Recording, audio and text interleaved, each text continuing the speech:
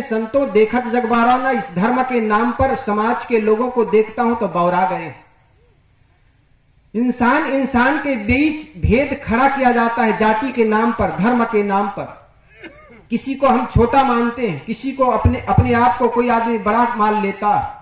इस देश का सबसे बड़ा दुर्भाग्य रहा है इस देश की वर्ण व्यवस्था, जिनके चलते एक आदमी को हमने छोटा मान लिया, दूसरे को बड़ा मान लिया।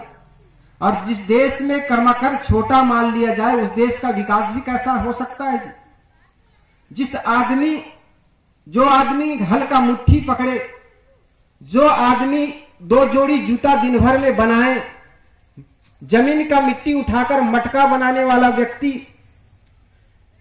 रुई कपास से कपड़ा बनाने वाला वो बुनकर समाज, ये सारे कर्मकरों को हमने कहा ये छोटा।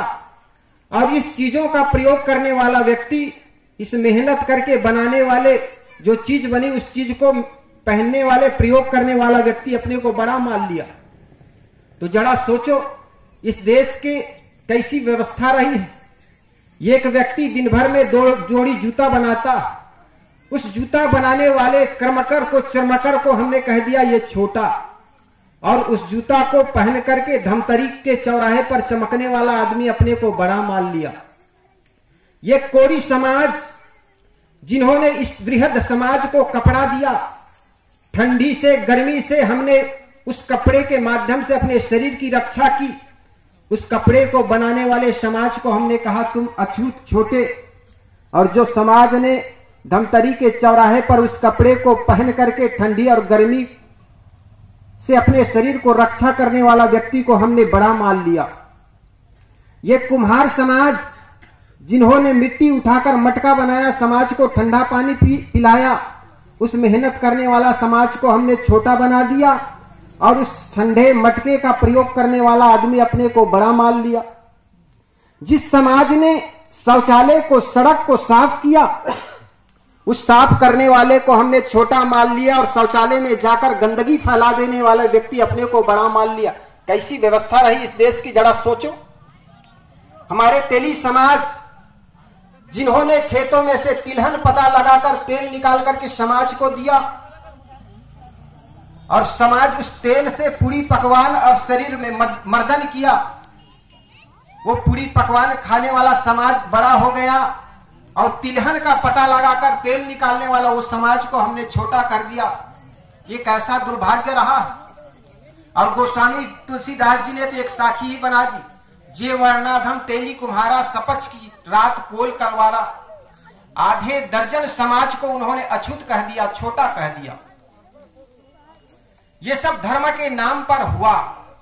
सदगुरु कबीर कहते हैं, कोई आदमी धर्म से न तो छोटा होता है, न ही कोई आदमी जन्म से बड़ा होता। बोलिए सदगुरुदेव की। धर्म के नाम पर इंसान के बीच दूरियां बना ली, दीवारें खड़े कर दी।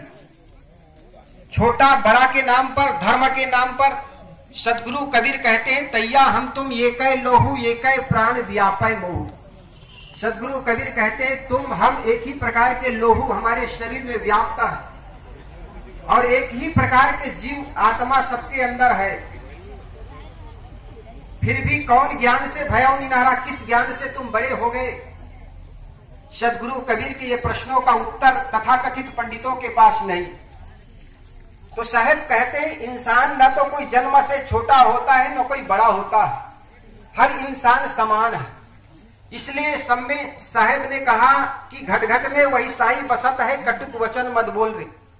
सभी इंसान में वो परमात्मा का वास होता है, लेकिन मंदिर के नाम पर, ईश्वर के नाम पर, भगवान के नाम पर आदमी जिस मंदिर का निर्माण करने वाला मिस्त्री समाज को, उस मंदिर का निर्माण करने वाला व्यक्ति को, मजदूर को तो कहा कि तुम अछूत, और मंदिर में पूजा करने वाला पंडित अपने को बड़ा मान लिया।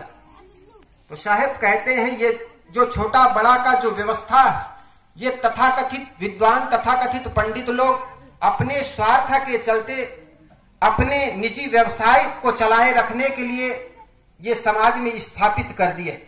इसलिए इस पर हमें विचार करना चाहिए। और साहब कहते हैं, जब हम विचार करेंगे तो ये अंधविश्वास, ये अवतारवाद, भाग्यवान, भगवादवाद सब काफूर हो जाएंगे, उड़ जाएंगे। हम विचारों के प्रवाह में बह नहीं पाए।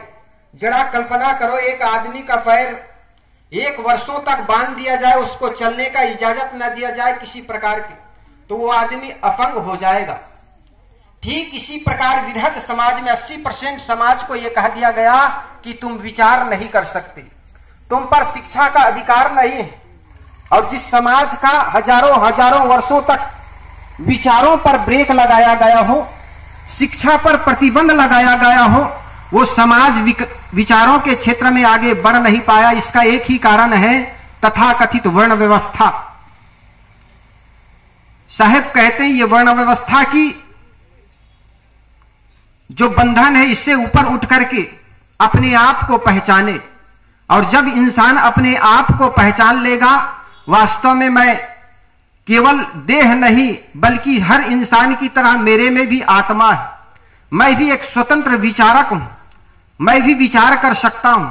और जब जब हम विचार करेंगे तो हमारे मन में जो अवतारवाद की धारणाएं, ईश्वरवाद की धारणाएं, ये धारणाएं गिर जाएगी। हम ईश्वर को बाहर खोजते हैं, भगवान को बाहर खोजते हैं। साहब कहते हैं वो बाहर नहीं है, वह घट घट में विराजमान है, लेकिन हमें उसको देखना होगा, जानना होगा, समझना होगा।